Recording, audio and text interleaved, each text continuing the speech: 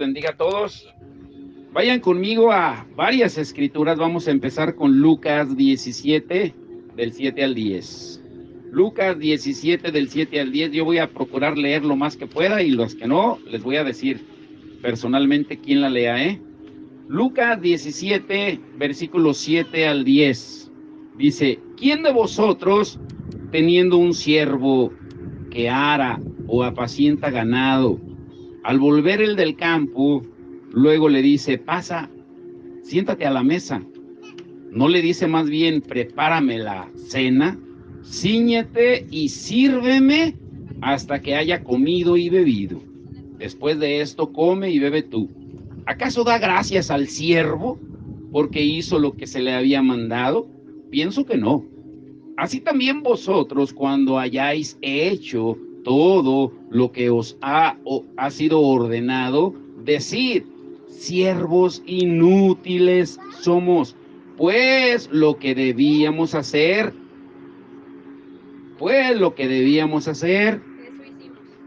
hicimos. Si haciendo lo que deberíamos hacer somos inútiles, imagínense cuando no hacemos nada, ni a inútiles llegamos. Juan 6, 26 al 27. Vaya ahí, Juan 6, 26 al 27. Juan 6, 26 al 27. Respondió Jesús y les dijo, de cierto os digo que me buscáis, no porque habéis visto las señales, sino porque comisteis el pan y os saciasteis. Trabajad no por la comida que perece, sino por la comida que a vida eterna permanece, la cual el Hijo del Hombre os dará, porque a este señaló Dios el Padre. Y vayan a una muy interesante, Hechos 11:26. Hechos 11:26, ahí enseguida de Juan. Hechos 11, verso 26. Dice la palabra de Dios, Hechos 11:26. Y se congregaron ahí todo un año con la iglesia y enseñaron a mucha gente. Y a los discípulos se les llamó cristianos por primera vez en Antioquía. A los discípulos se les llamó cristianos por primera vez en Antioquía. La pregunta es, ¿por qué creen ustedes que se les llamó así, cristianos? ¿Por qué se les llamó cristianos? Si leemos el contexto, dice que porque ellos vivían como Jesús les había enseñado. Y la gente veía su ejemplo de ellos, de cómo vivían. Y por eso se les llamaba cristianos. No era un nombre que ellos hubieran puesto, sino era algo que la gente los identificaba. Ahora, ¿cuál es el título de hoy? Muy atentos. La iglesia de Cristo no es la que ves. La iglesia de Cristo no es la que ves. Jesucristo, cuando tuvo una plática con Pedro en Mateo 16, 18, él le dijo, tú eres Pedro, sobre esa declaración que has hecho de mí, yo voy a edificar mi iglesia. Jesucristo, Él es el que edifica la iglesia. La palabra iglesia, para que lo tenga y lo sepa, aparece 105 veces solamente en el Nuevo Testamento. La palabra iglesia no aparece en el Antiguo Testamento, solamente en el Nuevo, de Mateo hasta Apocalipsis, y se menciona 105 veces en el Nuevo Testamento. Ahora, ¿por qué el título de que la iglesia de Cristo no es la que vemos? Porque hay un evangelio confesional que está muy de moda, de enseñarle a la gente, repite conmigo esta oración, Señor Jesús, y ahí está la gente repitiendo como loro, pero sin de verdad sentir un verdadero arrepentimiento. Y pensamos que con hacer una oración confesional, repitiendo una oración que alguien nos está guiando, ya somos salvos, cuando no hay de verdad arrepentimiento. Y eso ha invadido la iglesia. Ahora que estuvimos en las campañas la semana pasada con los sembradores, nos dimos cuenta de eso. Los predicadores le enseñan a la gente un evangelio fácil, un evangelio que se sirve de Dios, que solo busca panes y peces, bendiciones de dame, que pone a Dios a nuestro servicio, en lugar de ponernos nosotros al servicio de Dios. Como leíamos en Lucas 17, somos siervos inútiles.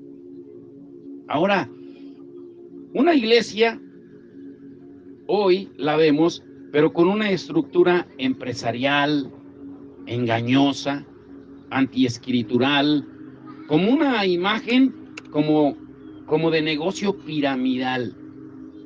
Hoy lo que más se busca es crecer en asistencia, tener la iglesia más grande, el edificio más bonito, y pertenecer y ser miembros de una denominación, de un concilio, pero no se enfocan en hacer discípulos del reino de Dios. Jesús nos mandó a ser discípulos, no a ser congregantes o asistentes de algún grupo o movimiento que busca solo complacer y darle a la gente lo que quiere oír, en búsqueda de superación personal, pero no de crecimiento espiritual. Así está invadida la iglesia en todo el mundo, y se los decimos con conocimiento de causa, de donde venimos, y ahorita se va a dar cuenta. Y esa iglesia que ahora vemos está muy lejos de tener a Cristo como cabeza de la iglesia, sino que ahora el hombre, las denominaciones, los concilios, le han quitado el lugar, y cada día el evangelio parece más como una carta a Santa Claus o una carta a los Reyes Magos que solo está llena de peticiones. Dame, dame, dame, dame, te pido, te pido, te pido, te pido, te pido. Pero no de rendición a Él, que solo está llena de peticiones de buscar dádivas de Dios, como Jesús dijo, ustedes me siguen por los panes y los peces que comieron, pero no en realidad porque me busquen a mí, porque quieran comer de mí. Hoy no se busca el arrepentimiento y la santidad. Es más, la gente ni sabe ni qué es arrepentimiento ni qué es santidad. El evangelio de Cristo es real, es glorioso y es posible de vivir, pero a la manera en que Cristo lo diseñó. La iglesia solo tiene que ir a Dios. ¿Por qué? Pues porque la iglesia es de Él y porque sabe que el tesoro es Cristo y que lo que lo satisface no son los regalos de Dios, sino darle gloria a su santo nombre. La palabra de Dios en Isaías 43:7 dice que fuimos creados para alabanza y gloria de su nombre. Ahora grábense esto muy bien. La iglesia necesita devolverle la gloria a Cristo, volver a ser invisible, no protagonista, robándole la gloria a Dios, dejar su protagonismo y servir primero a Cristo y luego al prójimo, como Él lo dijo. Cuando le preguntaron acerca del primer mandamiento, el más grande, Él dijo en Mateo 22:37-40, es amar a Dios, amar al prójimo y amarnos a nosotros mismos. Ahora, escucha, aquí empieza lo interesante. Si alguien te preguntara a ti, ¿quién eres? ¿Qué responderías? ¿Qué responderías? Si alguien te dijera, oye, ¿tú quién eres? No, pues soy Francisco Padilla. No me refiero a eso. ¿Tú quién eres? ¿Qué responderías? La palabra de Dios dice que somos hijos del Rey de Reyes, Señor de Señores. Esa es nuestra identidad, supuestamente. Pero si no sabemos quiénes somos, no se puede actuar como verdaderos hijos de Dios si no sabes quién eres. La iglesia tiene un problema de identidad, un gran problema de identidad. Y muy atentos aquí. ¿Qué fue lo primero que le dijo Satanás a Jesús cuando fue tentado en el desierto? En Mateo 4, del 1 al 11, cuando dice que el mismo Espíritu llevó a Jesús al desierto, lo primero que el diablo lo tentó fue con su identidad. En Mateo 4:3 le dijo, si eres hijo de Dios, lo primero que trató es de poner duda en Jesús. Lo primero que intentó fue crear una crisis de identidad. Y actualmente una gran parte, si no es que la mayoría de la iglesia, está atravesando una crisis profunda de identidad. Hay un gran analfabetismo bíblico. La ignorancia reina. Yo les decía la semana pasada que la gente no lee. No lee. Esa es una realidad.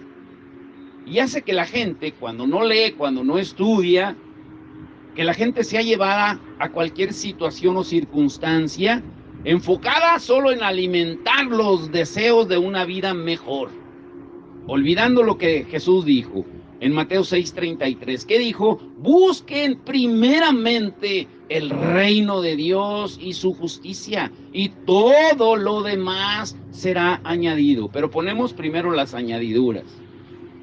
Las personas se buscan a sí mismas y desean lo mismo que deseaban cuando estaban en el mundo.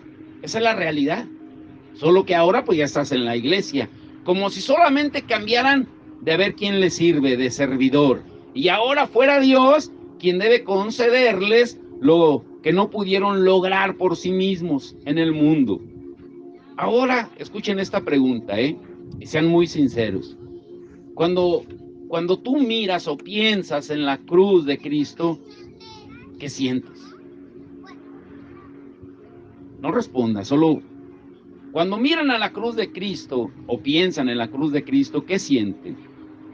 Yo en lo personal, mientras estaba escribiendo esto, cuando el Señor hacía esta pregunta, yo en lo personal siento vergüenza de ver en lo que nos hemos convertido. ¿Por qué? Porque en qué momento olvidamos o decidimos ignorar el hecho de que Dios viene a restaurar nuestras vidas pasadas. O sea, nos hemos convertido en un grupo de pedidores compulsivos, de solamente dame, dame, te pido, te pido, te pido, y querer que el Señor restaure todo lo pasado, cuando la Biblia, escuche esto, cuando la Biblia dice que el Señor, Él no restaura las cosas pasadas. Él dice en 2 Corintios 5:17, ¿qué dice, Johnny? Vamos, se las voy a asignar las escrituras, Hermana Anaí, vaya buscando Juan 3:5-6. ¿Sí? ¿Qué dice 2 Corintios 5:17, Johnny? De modo que si alguno está en Cristo, nueva criatura es. Las cosas viejas pasaron, he aquí, todas son hechas nuevas. ¿Qué entiende ahí? ¿Está diciendo que te va a restaurar las cosas viejas? ¿Lo pasado? No, dice que ya lo olvides, que Él va a hacer todas las cosas nuevas. Pero se nos enseña, o se le enseña a la gente, no, ven a Cristo y Él te va a restaurar tu familia, Él te va a restaurar esto, te va a restaurar. No, Dios no es restaurador, Él es hacedor de maravillas, Él hace todas las cosas nuevas. Pero si no hay arrepentimiento, no hay salvación. Si no muero, no hay nuevo nacimiento. No podemos ver el reino de Dios. ¿Qué le dijo el Señor a Nicodemo? Anaí, Juan 3:5-6. ¿Qué le dijo? Juan 3:5-6. Respondió Jesús: de cierto te digo, que el que no naciere de agua y del Espíritu no puede entrar en el reino de Dios. Lo que es nacido de la carne, carne es, y lo que es nacido del Espíritu, Espíritu es. Así de simple. O sea, tienes que nacer de nuevo. De nuevo. Pero ¿qué tipo de fe estamos practicando los que nos decimos o nos llamamos hijos de Dios?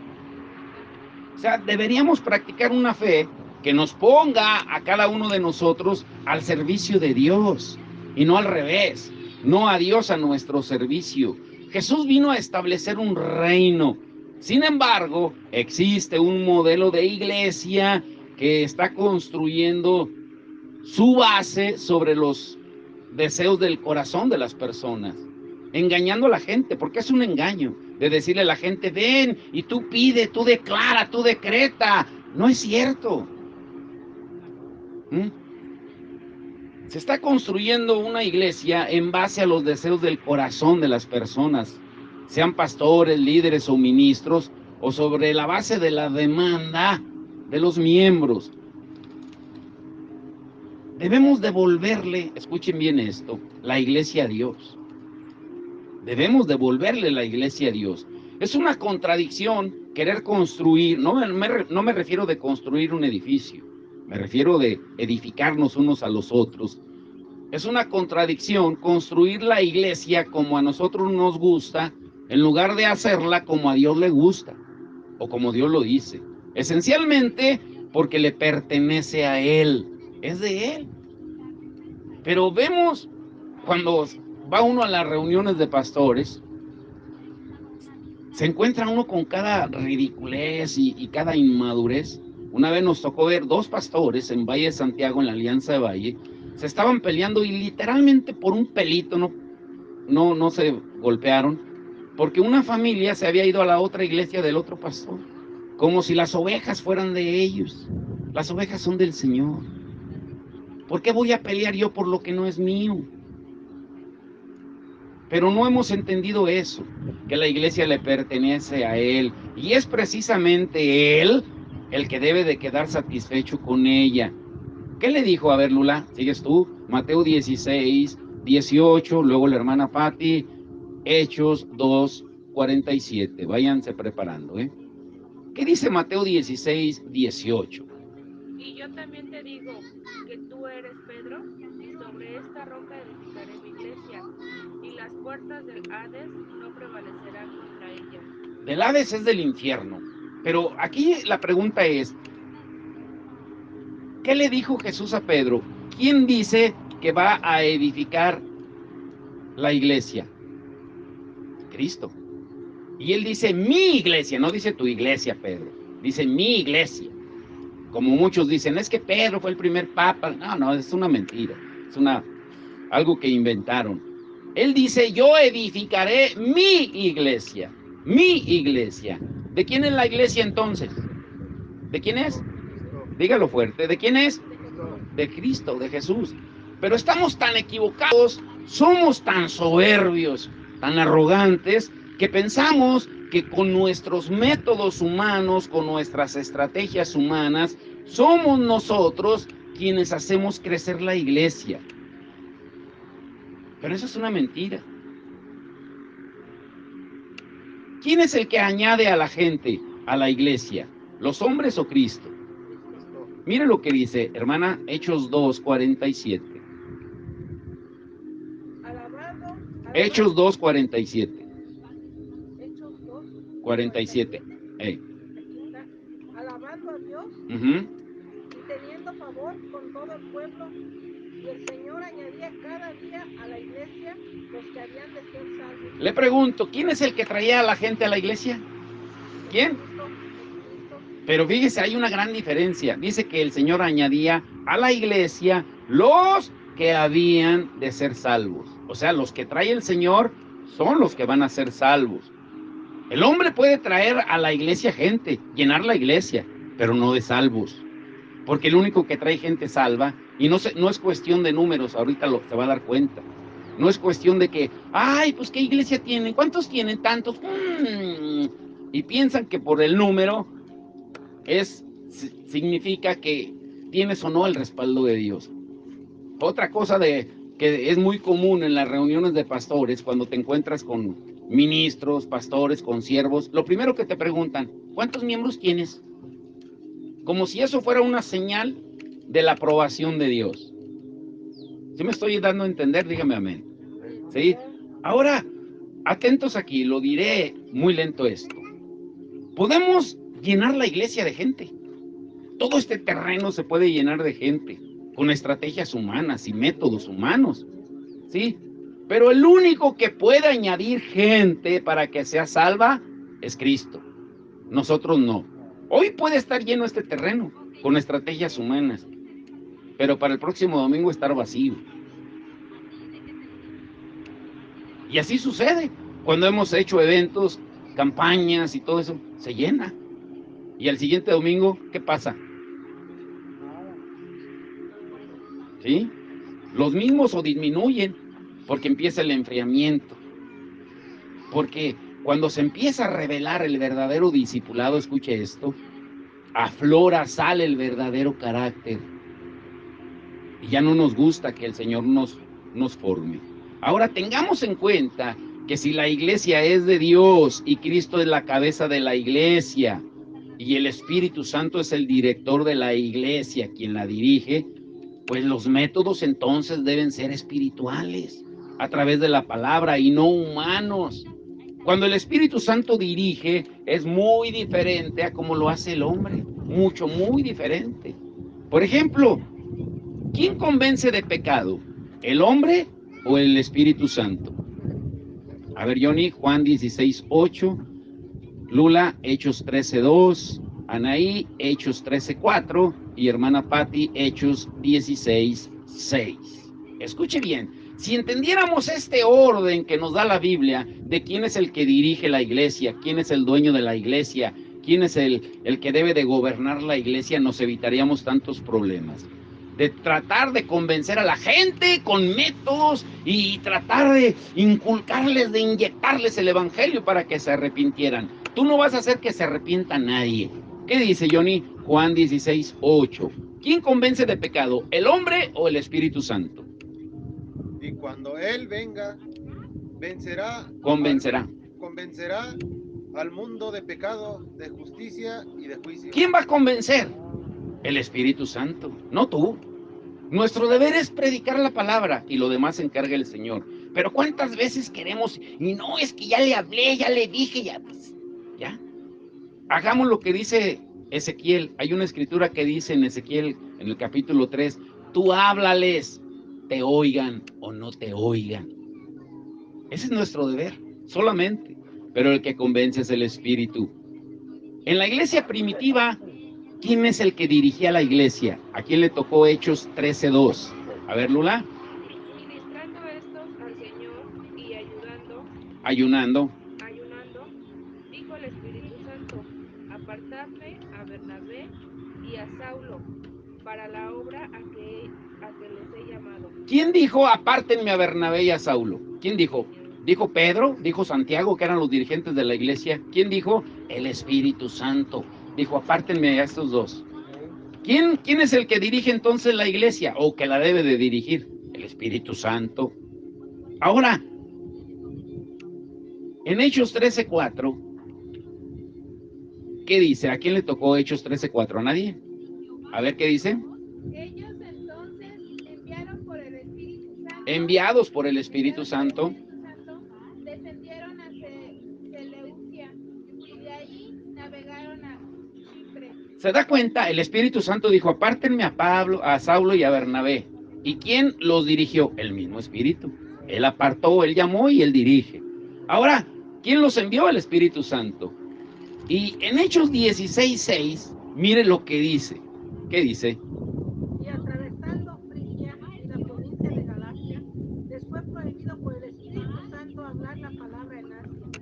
¿Quién les prohibió? El Espíritu Santo. Con estos versículos es tan sencillo que usted le hable a un testigo de Jehová y con sus propias Biblias, porque dicen lo mismo. Que usted les diga, a ver, ustedes no creen en el Espíritu Santo, ustedes dicen que es una fuerza activa, como la luz de un foco, una fuerza así, pero una fuerza no me convence. Y el que convence de pecado es el Espíritu Santo. El que dirige y el que habla es el Espíritu Santo. Un foco, una fuerza no me habla. El que prohíbe es el Espíritu Santo. Una fuerza activa a mí no me prohíbe nada. Ahora, si entonces estamos viendo que quien debe de dirigir la iglesia es el Espíritu Santo, ¿por qué nos aferramos en sentirnos dueños de la iglesia? Y en lugar de servir a Dios, queremos que Él nos sirva a nosotros. Usted declare, decrete y vengan por su milagro. Y el Señor tiene escrito un milagro para ti en esta noche si vienes a esta campaña. Mentiras. No prometan a la gente cosas que no son. Ahora que fuimos a la campaña, y no estoy criticando, es parte de la enseñanza. El predicador que predicó en los 2 días que nosotros fuimos, leyó un solo versículo de la Biblia, un solo versículo. Todo lo demás fueron vivencias de él, lo que él hace, a dónde va, la gente que tiene, a qué partes del mundo ha viajado, y robándole la gloria a Dios. Eso no va a cambiar a la gente. Lo que lo va a cambiar es la palabra, porque la palabra es espíritu y es vida. ¿Qué dijo el Señor en Juan 6:63? Búsquenla a alguien. Juan 6:63. Tenemos que volver a darle la gloria a Dios. ¿Qué dice Juan 6:63? El Espíritu es el que da vida. La carne para nada aprovecha. Las palabras que yo os he hablado son espíritu y son vida. La palabra se predica sola. Cuando tú predicas la palabra, es el Espíritu de Dios, Él es la palabra. Y Él va a hacer su obra, Él va a convencer a la gente de justicia, de pecado y de juicio. Ahora escuche bien esto, mire, esto está fuerte. Si estamos hablando de que el Espíritu Santo es quien debe de dirigir la iglesia, de presidir la iglesia, de ordenar la iglesia, entonces,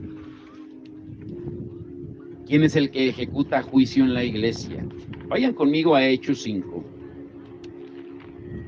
Hechos 5. Esta la hemos leído muchas veces, pero ahora le vamos a dar un enfoque como el Espíritu lo dice. Mire lo que dice, Hechos 5, del 1 al 11.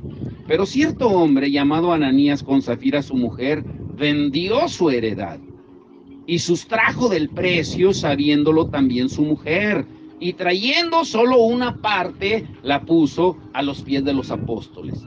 Aquí quiero hacer una pausa. ¿Por qué creen ustedes que Ananías y Zafira quisieron vender una propiedad y darla a los apóstoles? Porque muchas veces queremos navegar con bandera de generosidad, tratando de imitar lo que otro hace. ¿Por qué le digo eso? Mire el contexto. Vaya ahí a Hechos 4, del 34 al 37, para entender el contexto de lo que vamos a leer. Dice, así que no había entre ellos ningún necesitado. ¿Cuántos necesitados había? Porque todos los que poseían heredades o casas las vendían y traían el precio de lo vendido y lo ponían a los pies de los apóstoles y se repartía a cada uno según qué. Ahora, aquí entienda muy bien esto, ¿eh? Esto era más del diezmo, ¿eh? Esto era más del diezmo, que a veces ni queremos ni dar lo que Dios dice, pero ese es otro tema. Pero mira aquí lo interesante, ¿por qué Ananías y Zafira quisieron imitar? Dice, entonces José, a quien los apóstoles pusieron por sobrenombre Bernabé, que es el mismo al que después envió el Espíritu Santo junto con Pablo, que traducido es hijo de consolación, levita, natural de Chipre, como tenía una heredad, la vendió y trajo el precio y lo puso a los pies de los apóstoles. Ahora sí entiende por qué Ananías y Zafira querían hacer eso. ¿Por qué querían ellos vender también? Híjole, pues es que lo hizo Bernabé y pues la iglesia vio muy bien eso, pues yo también lo voy a hacer. Pero ¿cuáles eran sus motivos? ¿Eran igual que Bernabé? No, sus motivos eran otros. Sus motivos eran quedar o aparentar quedar bien. Pero sigue diciendo ahí, y dijo Pedro en el verso 3 de Hechos 5, y dijo Pedro a Ananías, ¿por qué llenó Satanás tu corazón para que mintieses al Espíritu Santo? ¿A quién le mintieron?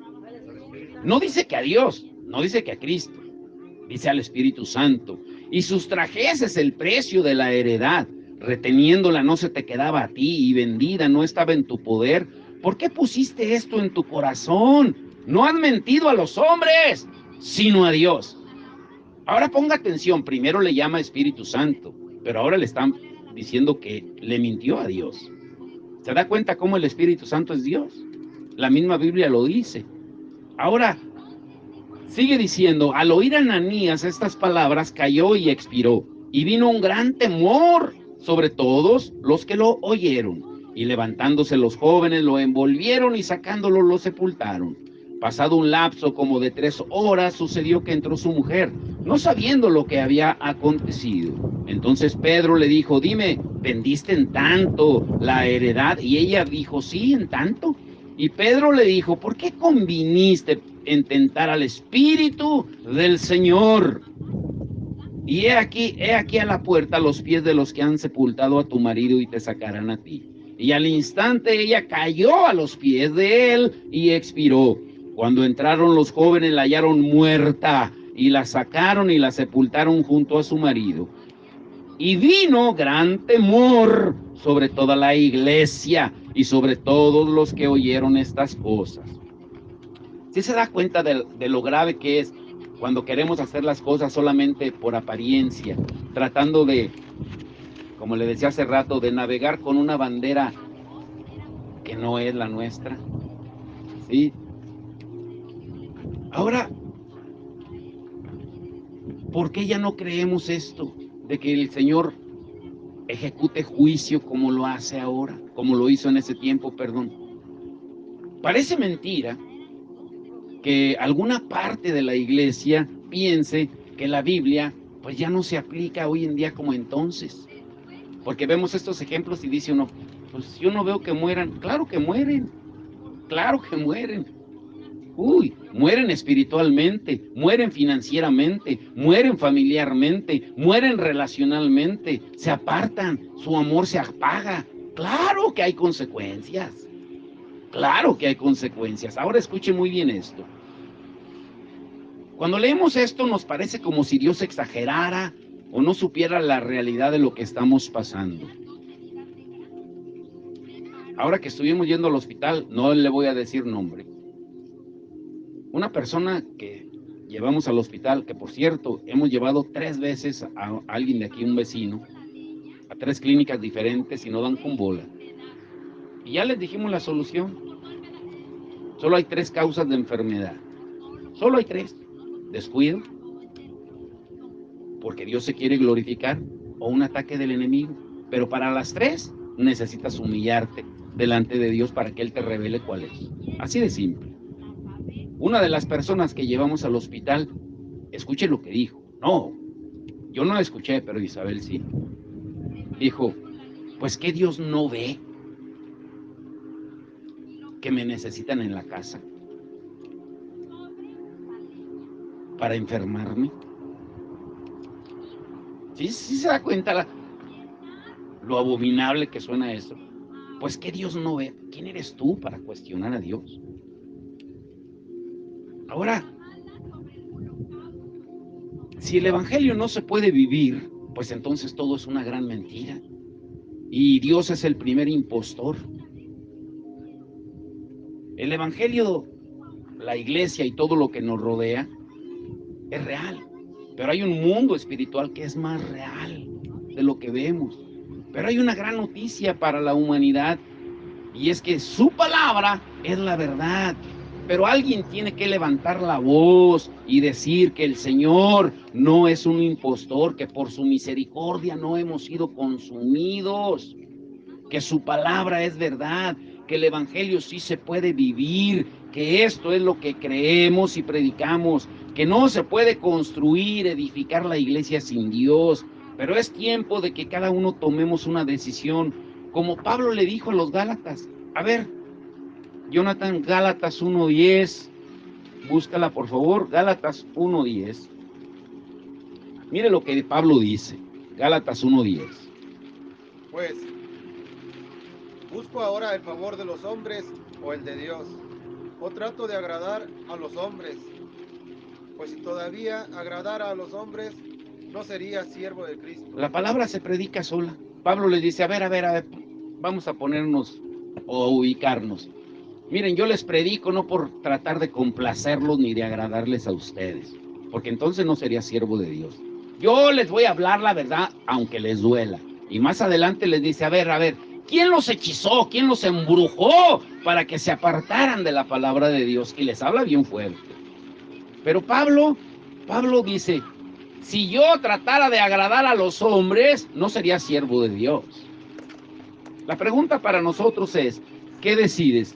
¿Agradar a los hombres? ¿Servir a Dios o a los hombres?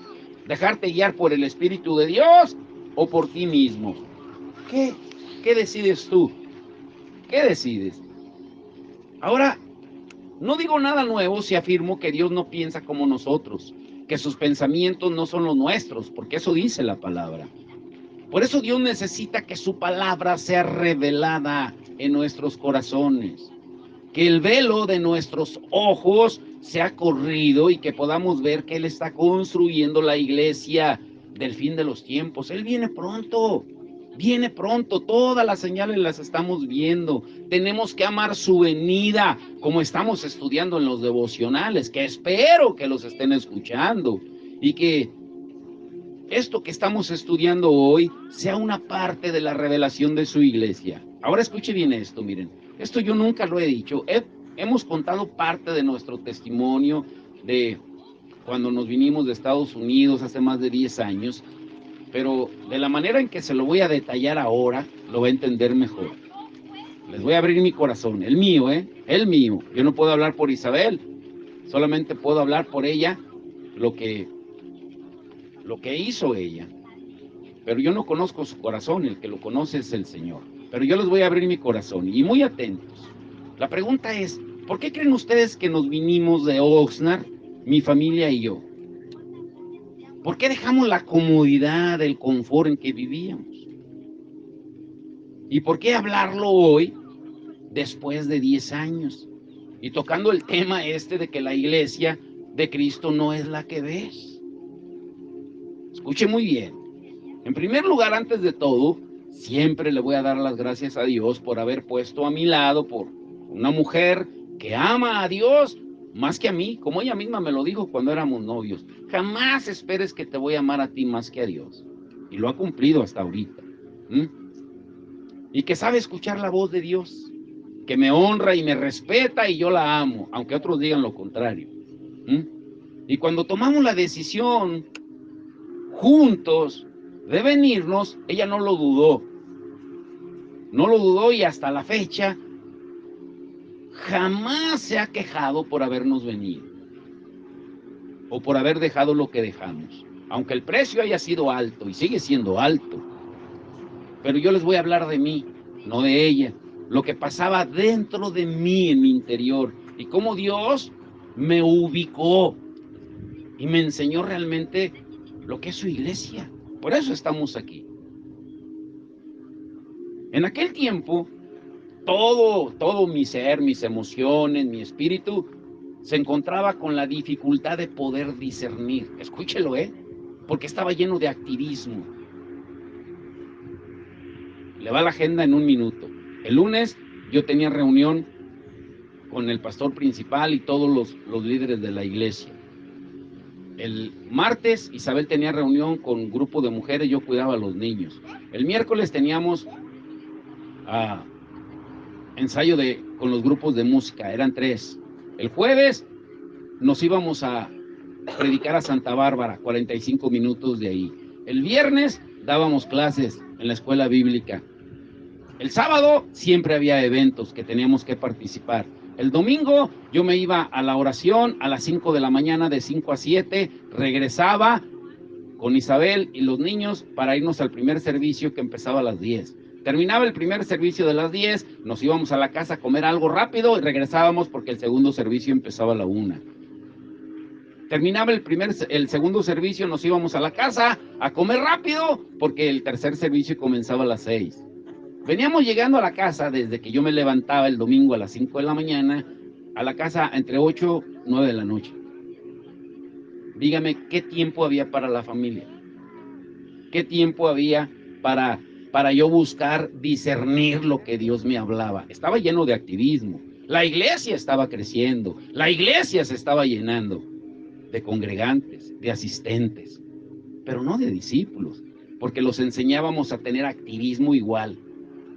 Y crece. Una iglesia con activismo, con muchos eventos, convenciones y todo ese tipo, crece de asistentes, pero no de verdaderos discípulos. ¿Me están entendiendo? Dígame amén. Ahora, yo le oraba al Señor, ¿qué es lo que me está pasando? Y por aquellos años, a pesar de que la iglesia donde servíamos de tiempo completo, porque ya la iglesia nos tenía en nómina, incluso predicábamos en la radio, vivíamos a unas cuadras de la iglesia, teníamos buenos carros y sobre todo la iglesia estaba creciendo y creciendo, pero yo en mi interior me invadía un gran desánimo y estaba en medio de una carrera por alcanzar las metas, los logros que se nos imponían, un reconocimiento con una agenda llena, sirviendo de lunes a domingo, pero en un desierto de desánimo. Y en ese tiempo entendí que si no tenía mucho tiempo para orar, pues tendría que inventarlo. Y de algún modo Dios tenía que hablarme. El Señor tenía que decirme por qué me estaba pasando lo que me estaba pasando. Y después de haber pasado tantos desiertos tan importantes en mi vida, después de haber aprendido con tanta claridad que Dios ama al dador alegre, después de haber tenido el privilegio de deleitarme en Él, de haber disfrutado paso a paso la alegría de servir y de dar la vida por el ser amado, después de experimentar tantas cosas, que el gozo en Él es mi fortaleza, yo me preguntaba, pero entonces, ¿por qué estoy perdiendo el deseo? ¿Por qué ya nada parece motivarme? ¿Qué me estaba pasando? ¿Qué estoy haciendo mal? Si supuestamente el ministerio está creciendo, la iglesia está creciendo, yo estoy cumpliendo con mis funciones que me delegan. ¿Qué está pasando? Pero entonces Dios comenzó a permitir ciertas situaciones que por el tiempo no le puedo dar detalle de cada una de ellas, pero yo tenía que saber de qué se trataba. Y mi comunión con Dios comenzó a intensificarse más. Comenzamos a ordenar la casa, le dije a Isabel, vamos a parar, vamos a poner orden aquí, y comenzamos como familia a integrarnos más. Y a Isabel, escuche bien, Dios le puso en su corazón que ayunáramos en el invierno del 2011. Ese invierno del 2011 en Oxnard fue uno de los más fuertes, de los más crudos. Y los tiempos de silencio comenzaron a ser un refugio, porque mientras yo buscaba una respuesta, noche tras noche, madrugada tras madrugada, una y otra vez, volvía la pregunta, bueno, ¿de qué se trata todo esto? Y de pronto, a inicios del 2012, en los primeros meses, en lo que parecía una madrugada más en los devocionales, yo desde que conocí del Señor, no lo digo por presunción, desde hace más de 30 años, yo hago devocionales. Busco una palabra del Señor todos los días. Por eso les compartimos diariamente, porque para mí ya es un hábito que Dios ha puesto en mí, de hacer el devocional. Pero en ese tiempo fue un devocional muy diferente, porque Dios habló muy claro a mi mente. Escúchelo bien. Y Él me dijo esto, que apunté y lo tengo anotado ahí. Y es lo que le estoy compartiendo ahora. Y Él dijo esto, hijo, estoy construyendo mi iglesia, pero no es la iglesia que tú ves. No es la que ustedes están construyendo. No quiero hablar mal de la iglesia donde venimos. Solo le digo que nos podemos desenfocar de la verdadera iglesia de Cristo. Y a partir de ahí Dios comenzó a mover las piezas. Y yo me preguntaba, bueno, Señor, pero ¿qué clase de respuesta es esta? Pues si la iglesia está creciendo, tienen 3 servicios los domingos. ¿Qué clase de respuesta es esa de que la iglesia que tú ves no es la iglesia que yo edifiqué? Ponga mucha atención, ¿eh? Sería que no estábamos haciendo lo correcto, que no estábamos haciendo lo que Él esperaba de nosotros, que no alegrábamos su corazón, o en qué momento nos alejamos de su propósito. Y entonces vino la respuesta que nos llevó a Isabel y a mí a tomar la decisión. Y escuche muy bien lo que Dios puso en mi mente y en mi corazón, ¿sí? Yo escribí lo que Él me habló. Y Él dijo esto: recuerda que la iglesia tiene un cierto nivel, pero necesitamos oír a Dios que nos recuerde que la iglesia no es como yo la edifiqué o como yo la quiero edificar. No es con el diseño del hombre, sino con mi diseño. Y Él literalmente habló a mi mente esto: hijo, estoy construyendo mi iglesia con personas que no necesitan prosperidad, aplausos, reconocimiento, posición, ser tomadas en cuenta o recompensadas.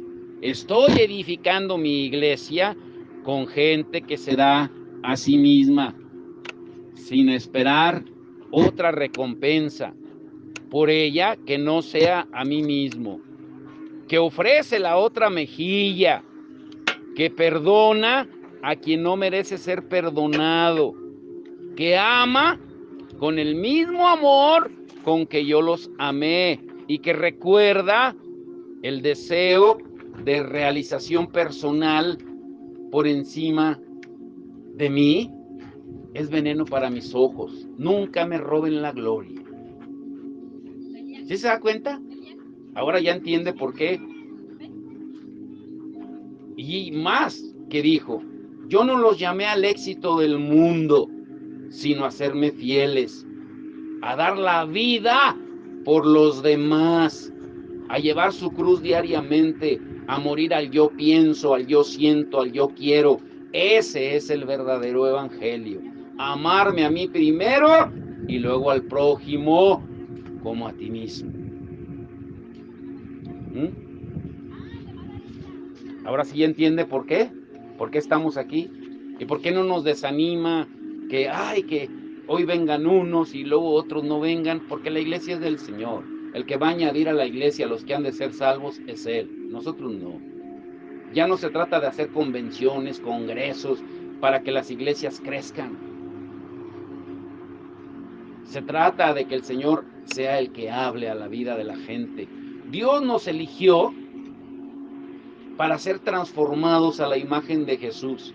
Mira esta escritura, a lo mejor no lo ha pensado, pero ¿cuál es el propósito principal de Dios para cada uno de nosotros? A ver, alguien busque, hermana Patti, Romanos 8:29, Lula, busca Filipenses 2:13 y tú, Johnny, busca Romanos 12:2. Romanos 8:29, ¿cuál es el propósito de Dios para cada uno de nosotros? Que tengas éxito, que seas próspero, que tengas todo lo que pides, todo lo que decretes, todo lo que declares. No. Romanos 8:29, ¿qué dice? Porque a los que antes conoció, también los predestinó para que fuesen hechos conforme a la imagen de su Hijo, para que Él sea el primogénito entre muchos hermanos. Ahora te pregunto, ¿para qué te escogió Dios? Para que fueras, para ser hecho, para ser transformado a la imagen de Cristo, pero a la imagen de su carácter, a parecerte a Él. Como dice Pablo, ¿qué dice Pablo en Filipenses 2:13? Porque Dios es el que en vosotros produce así el querer como el hacer por su buena voluntad. Cristo en nosotros, ese es el verdadero evangelio. Pero cuando Cristo está en nosotros, es cuando de verdad podemos conocer su voluntad, que es buena, agradable y perfecta, porque Él cambia nuestra mente, porque la palabra dice que ahora tenemos la mente de Cristo. ¿Qué dice Romanos 12:2, Johnny? No os conforméis a este siglo, sino transformaos por medio de la renovación de vuestro entendimiento, para que comprobéis cuál sea la buena voluntad de Dios, agradable y perfecta. O sea, si tú no cambias tu manera de pensar, jamás vas a comprobar la voluntad de Dios, que es buena, es agradable y es perfecta, porque siempre vas a estar pensando en ti, pero no en su voluntad. Ahora, le vuelvo a repetir, no quiero hablar mal de la iglesia de donde estuvimos, ni jamás lo haremos, pero estaba, como muchas hoy en día, en apariencia se veía una iglesia ordenada, que estaba creciendo, pero que no daba su vida por los demás. Estaba encerrada en su agenda, en sus programas, creciendo en números, en denominación, pero de verdad se estaban formando discípulos, aunque se presumía que eran discípulos, pero eran discípulos del hombre, no discípulos de Cristo. Eso es lo que se forma en las iglesias. Por eso se les prohíbe, no vayas a aquella iglesia, no vayas allá, no vayas aquí y no vayas acá. Jesucristo dijo que solo dos cosas nos iban a identificar con el mundo y harían que el mundo creyera. Juan 13:35, en que se amen los unos a los otros. Pero no es cierto. Las iglesias están llenas de pleitos, divisiones, amarguras, corajes, porque ninguno se quiere rendir, nadie quiere morir, nadie quiere tomar su cruz. Y la otra cosa que dijo en Juan 17:21, que sean uno, unidad, para que el mundo crea. Lo que menos hay, sobre todo en las reuniones de pastores, es unidad, porque cada uno pelea por su propio reino. y se pelean por las ovejas como si fueran de ellos. Estamos tan equivocados, escuche esto, que pensamos que a Dios le importan los números. Ponga mucha atención, aquí viene la parte interesante del mensaje. Estamos tan equivocados que pensamos que a Dios les importan los números. A Dios le importan las almas, que es diferente. ¿Sí me di a entender? ¿Sí me expliqué? A Dios no le interesan los números, le interesan las almas. Es diferente. Pero ¿cómo entendemos esta dicotomía, esta diferencia? Pues con un ejemplo bíblico que nos desbarata todos los argumentos.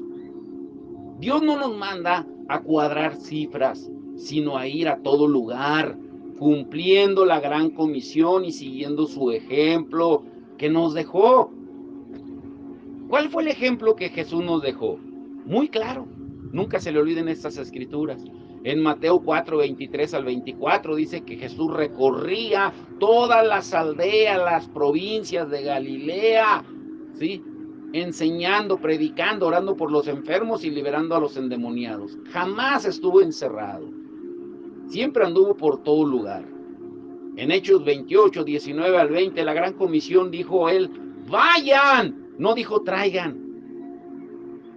Dijo vayan y hagan discípulos, predicándoles, hablándoles de lo que yo les he enseñado para que hagan lo mismo. Pero volviendo al tema, ¿ustedes creen que de verdad a Dios le importan los números? Como se vende hoy eso de que somos la iglesia que está creciendo, somos la iglesia que está y esto y acá y presumen los números.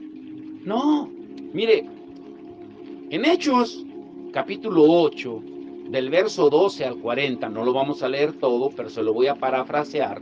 En Hechos 8, 12 al 40, Felipe estaba en Samaria. Felipe fue un servidor de mesas que el Espíritu Santo escogió también, por cierto. Y Felipe estaba recorriendo Samaria, y en Samaria había un gran avivamiento, campañas, para que me entiendan, campañas, convenciones, la gente venía, hombres y mujeres escuchaban la palabra, se arrepentían, se convertían, se bautizaban. O sea, había mucho trabajo en la obra del Señor. Y muy lejos de ahí, iba en un carruaje un etíope que había venido a Jerusalén a adorar a Dios. ¿A qué había ido? A adorar a Dios. Escuche bien, no se pierda aquí. Y dice la Biblia que él iba leyendo al profeta Isaías, pero no entendía nada. Y entonces se le aparece un ángel a Felipe y le dice, levántate y ve al sur por el camino de Jerusalén a Gaza en el desierto. ¿En dónde?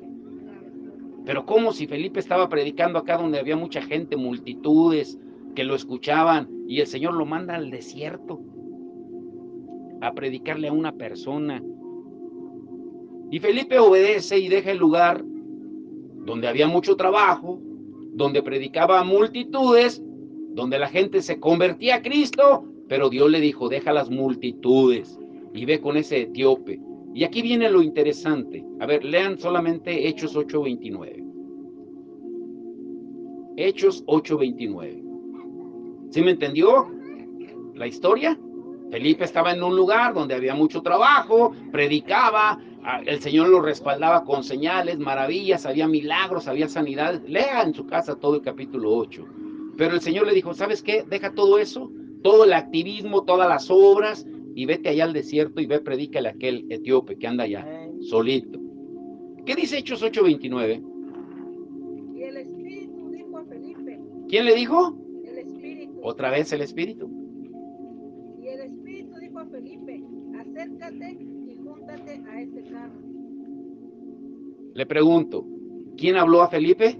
El Espíritu Santo. ¿Quién dirige la iglesia de Cristo? El Espíritu. Felipe escuchó y obedeció. Va, le predica y lo bautiza. ¿Y cómo termina la historia? El eunuco creyó, fue bautizado, y aquí vemos varios detalles muy importantes. En primer lugar, Felipe no estaba buscando protagonismo, si no se hubiera quedado en Samaria. Él no estaba buscando resultados ni multitudes, sino solo obedecer a Cristo.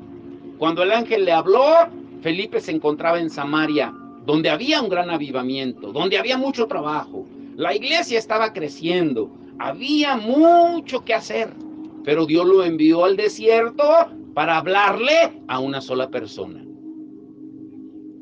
¿Me estoy explicando? Dígame amén. Ese es el evangelio. Esto contradice a todo lo que se enseña hoy. ¿Cómo iba a salir Felipe de un lugar donde su trabajo, su presencia era más efectiva? Porque dice Hechos 8:12 que cuando Felipe predicaba se convertían y se bautizaban hombres y mujeres. ¿Cómo dejar las multitudes por una sola alma? El punto es que Felipe conocía el corazón del Señor y sabía que es Dios quien construye, quien edifica la iglesia, que las ovejas son de Él, no del hombre, y que si no es Él quien edifica la iglesia, quien construye su iglesia, en vano trabajan los que la edifican. Pero ¿qué otro punto es importante aquí? Para ir concluyendo por hoy. Escuche bien. Aquí es donde, ay Señor, si Dios no le habla en esto,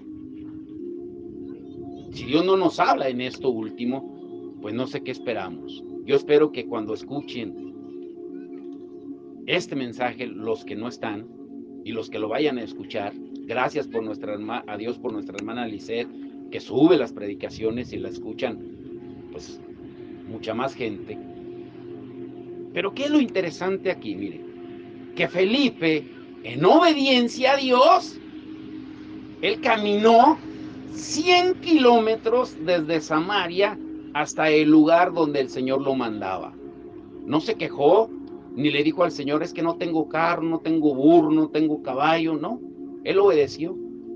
Ni le dijo al Señor que estaba muy lejos, o que mejor le dijera a los hermanos de Jerusalén que estaban más cerca, que fueran ellos, pero no lo hizo. ¿Por qué? Porque él sabía su posición en Cristo. ¿Y cuál es nuestra posición? Lo que leímos al principio en Lucas 17:10. Siervos inútiles somos, porque lo que deberíamos hacer solo eso hicimos. Él sabía. ¿Y por qué? Él sabía que ese era un privilegio, estar en el lugar donde Dios quería que él estuviera y fuera, para que los hijos, para que la gente se convirtiera en hijo de Dios. O sea, Felipe, él sabía lo que era la fidelidad. La fidelidad es lo máximo a lo que podemos alcanzar como hijos. Es más, la Biblia dice que esas palabras son las que nos dirá Jesús si perseveramos en seguirlo y obedecerlo. En Mateo 25:21 dice que nos dirá, siervo bueno, obediente, fiel. Y Felipe, eso era. Otro detalle es que el eunuco etíope, escuche esto es lo más impactante, había ido a Jerusalén para adorar. ¿Para qué? Para adorar. Y ese no es un detalle menor, porque escuche, de Etiopía a Jerusalén, ¿cuántos kilómetros cree usted que hay? De Etiopía a Jerusalén, a donde el etíope fue a adorar. 2.500 kilómetros de distancia. ¿Cuánto? Ahora, si a esto le sumamos que iba en un carro jalado por caballos, ¿cuánto tiempo cree usted que duró el etíope en llegar de Etiopía a Jerusalén solo para adorar?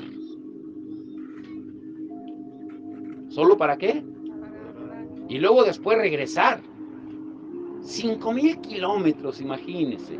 La Biblia no lo dice, pero no fueron días los que duró, fueron meses. Y la gente no queremos venir a la iglesia por cualquier detalle y pretexto. A adorar a Dios, que es lo único que le podemos dar. ¿Qué nos diría el etíope si estuviera aquí? Cuando repasamos esos detalles y entendemos un poco mejor por qué era tan importante que Felipe dejara todo y se ocupara de este hombre, es porque Dios sabe y le interesa ese tipo de gente. Dios ve el corazón. Dios ve el corazón. A mí me llena mucho de gozo, y solamente por mencionar un ejemplo, de que Dios nos dio el privilegio a Isabel y a mí de venir y de conocer a la hermana Luisa, de predicarle el evangelio, y que ahora ella está con el Señor. Si no hubiéramos sido obedientes, tal vez el Señor hubiera usado hasta un burro, como lo usó en el libro de Números. Pero tuvo el Señor el hablarnos a nosotros, el darnos el privilegio de predicarle a ella. Eso es lo que muchas veces no entendemos. ¿Cuánta gente usted cree que en el hospital se le ha hablado? Pero vamos a llevar, a ver, fueron 500. ¿Cuántas fueron? 500, y llevar un récord. No, el récord está en el cielo. La iglesia no se compone de números y cifras, se compone de almas arrepentidas. Ahora, si leemos los comentarios de Matthew Henry, les recomiendo comprar un comentario, un libro de comentarios bíblicos. Matthew Henry es de los más conocidos de la historia de la iglesia. ¿Usted sabe cuál fue la segunda nación africana que fue declarada cristiana en el año 200 después de Cristo? Pues ya se lo imaginó. ¿Cuál fue? Etiopía. Ahora le pregunto, ¿quién cree usted que fue el primero que llevó el evangelio a ese lugar? El etíope. Nosotros no sabemos el impacto que Dios va a hacer con una persona. Tenemos que obedecer. Tú y yo no sabemos el por qué Dios en ocasiones nos dice que dejemos todo y que vayamos al desierto para predicarle a una sola persona. No sabemos. Ahora ya entienden por qué dejamos todo y nos vinimos. Ya lo entendieron, ahora sí ya lo están entendiendo. Jesús dice en Mateo 9:13, vayan y aprendan lo que significa misericordia quiero y no sacrificio, porque no he venido a llamar a justos, sino a pecadores al arrepentimiento.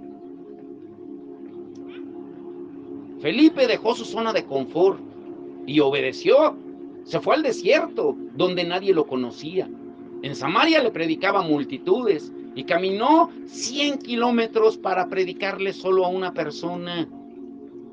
Y esto es para entendidos, escuchen. Ahora se dan cuenta, les vuelvo a repetir, por qué mi familia y yo dejamos nuestra zona de confort y obedecimos en venir aquí hace más de 10 años, porque no son las cifras, no son los números, es el propósito, es la voluntad de Dios, porque Dios siempre va a hacer lo que convenga a su reino.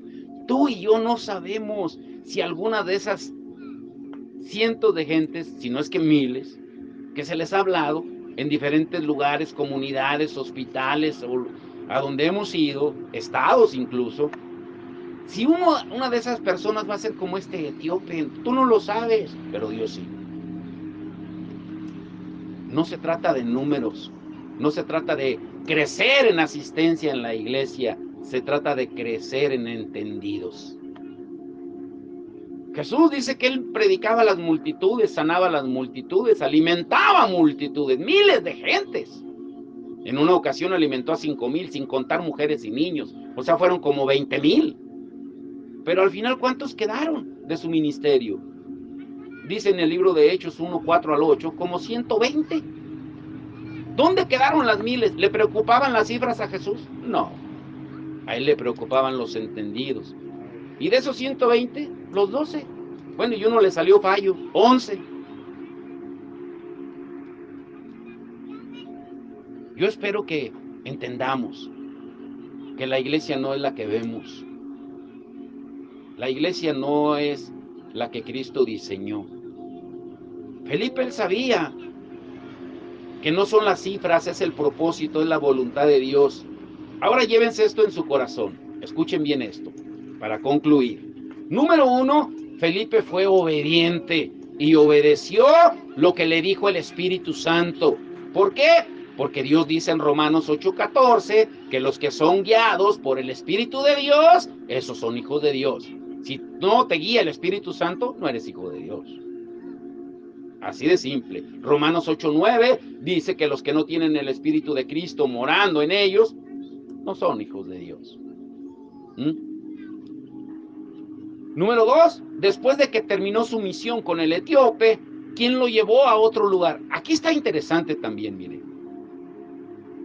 Felipe tomó su propia decisión de decir, no, yo me voy a otro lugar, voy a levantar mi congregación en otro lugar y esto. No, él se dejó guiar por el Espíritu Santo. ¿Qué dice en Hechos 8:39? Hechos 8:39. Cuando subieron del agua, el Espíritu del Señor arrebató a Felipe, y el eunuco no le vio más y siguió gozoso su camino. ¿Quién arrebató a Felipe? En otras versiones más antiguas dice, y el Espíritu transportó a Felipe a otro lugar. ¿Y a dónde lo llevó? Lo llevó de regreso a Samaria, donde estaba bien cómodo predicando a multitudes. Lo llevó de regreso a Oxnard, ¿sí? ¿A dónde lo llevó? ¿Qué dice en el verso siguiente, en Hechos 8:40? Pero Felipe se encontró en Azoto y pasando anunciaba el evangelio en todas las ciudades hasta que llegó a Cesarea. Lo llevó a ser un evangelista. Le dijo, ¿sabes qué? Ahora te vas a ir de evangelista, vas a ir a todas las ciudades, todas las aldeas. En tercer lugar, usted puede decir, es que Felipe era un apóstol. No, no era apóstol. Un pastor tampoco. ¿Quién era? Era un servidor de mesas que el Espíritu escogió en Hechos 6:5.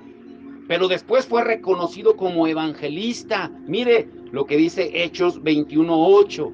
A ese servidor de mesas obediente que obedeció a Dios, que no tenía título académico ni teológico, Dios lo eligió. Y después, ¿cómo le reconoce? Porque el único que da los ministerios es Cristo, como dice en Efesios 4:11. Él constituye apóstoles, profetas, evangelistas, pastores y maestros. ¿Y qué hizo de Felipe? ¿Qué dice Hechos 21:8? Al otro día, saliendo Pablo y los que con él estábamos, fuimos a Cesarea, y entrando en casa de Felipe, el evangelista. ¿Felipe qué? El evangelista. Ah, caray, ya no era servidor de mesas. ¿Ahora qué era? ¿Y qué es un evangelista? Pues el que comparte el evangelio, así de simple. Tú puedes ser un evangelista. Dios puede usar a aquel que quiera ser usado. Ahora llévense esto en su mente. Les voy a dar una avalancha de escrituras para que las lean y las estudien en su casa. ¿Por qué motivos creen ustedes que la iglesia de Cristo no es la que vemos? La que vemos hoy en día. No me refiero solo aquí, me refiero a la iglesia en general, a cualquier lugar que vayas. No es la que ves. Llévense esto en su mente, en su corazón, en su espíritu y mediten, por favor, durante la semana en esto. La iglesia de Cristo no es la que ves, porque Jesús jamás la diseñó para estar encerrada en 4 paredes, sino para ir a todo lugar, como Él lo dijo en Mateo 4:23 al 24. La iglesia de Cristo no es la que ves, porque Jesús no la diseñó para que fueran materialistas, egoístas, que solo buscan bendiciones y milagros, panes y peces, sino para darlo todo por Él y el prójimo, como dice Hechos 2:44 al 45. La iglesia de Cristo no es la que ves, porque decimos que servimos a Dios, pero en realidad queremos que Él nos sirva. Y olvidamos su ejemplo, como Él lo dijo en Marcos 10:45. La iglesia de Cristo no es la que ves, porque Jesús nos ordenó no dejar de congregarnos, de reunirnos, porque al hacerlo estamos pecando voluntariamente. Hebreos 10:25 al 26. La iglesia de Cristo no es la que ves, porque Jesús es quien la edifica y no el hombre con sus métodos, sus estrategias, sus convenciones, sus planeaciones, sus métodos, sus campañas. Es Él. Como le dijo a Pedro en Mateo 16, 18. La iglesia de Cristo no es la que ves, porque el Espíritu Santo es quien la fortalece en el temor del Señor, no en el temor del hombre. Hechos 9:31. La iglesia de Cristo no es la que ves, porque Jesús nos mandó a ocuparnos de los hambrientos, los sedientos, los enfermos, los presos, los desnudos, los que no tienen con qué abrigarse, porque ese va a ser el barómetro cuando Él venga por segunda vez a juzgarnos, como Él lo dijo en Mateo 25, 31 al 46. Pero no quieren salir, están encerrados. La iglesia de Cristo no es la que ves, porque no obedecemos y seguimos el ejemplo de Jesús de amarla y dar la vida por ella. Al contrario, hay pleito entre los miembros. No le damos ni el tiempo, ni venimos cuando queremos. Cuando Él lo dijo en Efesios 5:25 que debemos de amar la iglesia, porque es su iglesia, no es tu iglesia. Nadie puede aborrecer el cuerpo, porque es el cuerpo de Cristo, la cabeza es Él y la mente es de Él. La iglesia de Cristo no es la que ves, porque estamos cómodos, sin valorar el poder que Dios nos dio para ir a todo lugar. Por eso Él nos empoderó en Hechos 1:8, en Efesios 3:10. La iglesia de Cristo no es la que ves, porque no manifestamos lo que Jesús dijo que nos daría credibilidad como discípulos para que el mundo creyera en Él, como lo dijimos hace un rato. El amor, Juan 13:35, y la unidad, Juan 17:21. La iglesia de Cristo no es la que ves, porque no nos gusta compartir con ella ni tiempo, ni alimento, olvidando el manual de la iglesia, que es muy claro en Hechos 2:44 al 47. La iglesia de Cristo no es la que ves, porque ya no se predica de los sufrimientos y aflicciones, porque pensamos que ahora todo se trata de pedir, declara, decreta. Colosenses 1:24. La iglesia de Cristo no es la que ves, porque ahora aparecen empresas multinivel, franquicias piramidales, imitando las estrategias del mundo para crecer en número, en asistencia, pero no en discípulos del reino. Primera de Tesalonicenses 2:14. La iglesia de Cristo no es la que ves, porque ha dejado su primer amor a Cristo. Porque como Jesús dijo, este pueblo solo de labios me honra, pero con sus hechos lo niegan. Por eso ahí la primera advertencia fue en la iglesia en Apocalipsis, fue esa. Tenemos que volver al primer amor, Apocalipsis 2:4 al 5. Y las últimas dos. La iglesia de Cristo no es la que ves, porque busca de todo menos la santidad, olvidando que Jesús viene por una iglesia pura y sin mancha, que ame su segunda venida, que le diga, ven Señor Jesús. Como dice Apocalipsis 22:17, el Espíritu y la novia dicen, ven Señor. Segunda de Timoteo 4:8, que amemos su venida, Efesios 5:27. Y los quiero dejar con esta pregunta.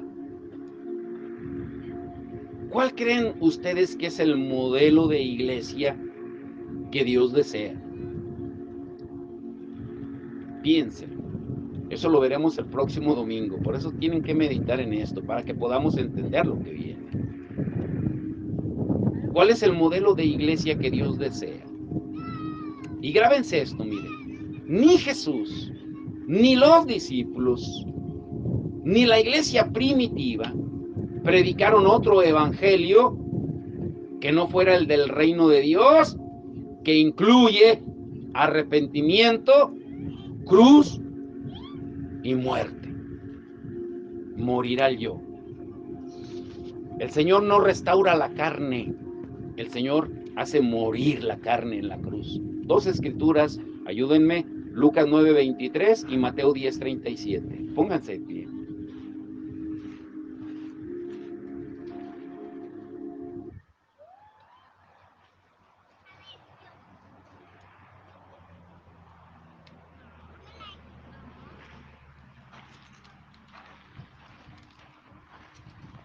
Lucas 9:23.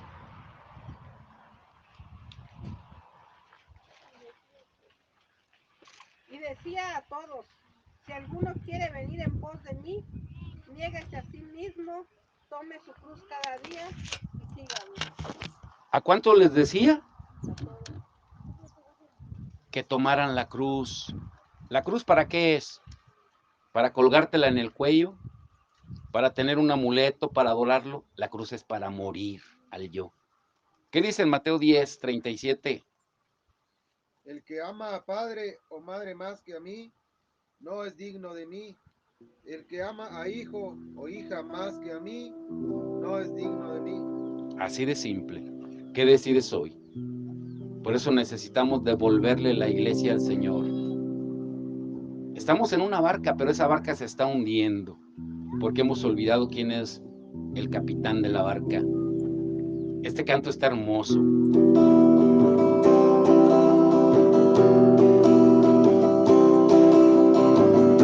Las olas vienen y golpean tu barca, y el viento del huracán desvía tu navegar. Cuando la luz del faro no se alcanza a mirar, recuerda, marinero, quién es tu capitán. Si estás en alta mar y has perdido tu rumbo, la brújula consulta sin poder acertar. Piensas que no podrás llegar al puerto seguro. Tal vez te has olvidado quién es tu capitán. Tu capitán, tu capitán. Confía un marinero, dale a él el timón. Él guardará tu vida y toda tu embarcación. Los vientos cesarán cuando escuchen su voz. Tu capitán marinero es Jesús el Señor. Recuérdalo, recuérdalo. Confía un marinero, dale a él el timón. Él guardará tu vida y toda tu embarcación. Los vientos cesarán cuando escuchen su voz. Tu capitán marinero es Jesús el Señor.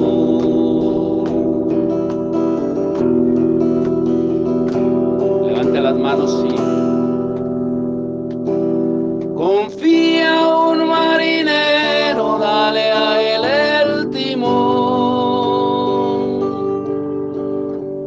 Él guardará tu vida y toda tu embarcación. Los vientos cesarán cuando escuchen su voz. Tu capitán marinero es Jesús el Señor. Necesitamos recordar lo que la palabra dice en el Salmo 139. Y lo que Jesús dijo, que nada sucede sin que Él lo permita. Escuche este canto, no sé si ya lo escucharon, pero está precioso. Antes de nacer y de ver la luz, tu Dios había pensado en ti. cada palpitar de tu corazón latió junto a su corazón. Con amor Él te formó, de su aliento te sopló. No es casualidad, no lo es. Cada aliento de tu vida lo planeó. No es casualidad, no lo es. Estás aquí con un propósito mayor. Comienza a cumplir su voluntad. Ya no dudes más, debes de confiar en quien su promesa guardará. A tu lado irá, no te dejará. Su plan en ti Él cumplirá. Solo debes de creer y entregarte todo a Él. No es casualidad, no lo es. Cada aliento de tu vida lo planeó. No es casualidad, no lo es. Estás aquí con un propósito mayor. Comienza a cumplir su voluntad. Una última vez. No es casualidad, no lo es. Cada aliento de tu vida lo planeó. No es casualidad, no lo es. Estás aquí con un propósito mayor. Comienza a cumplir su voluntad.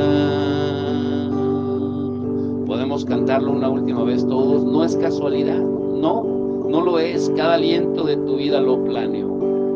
Estamos aquí con un propósito mayor, pero es tiempo de comenzar a cumplir su voluntad.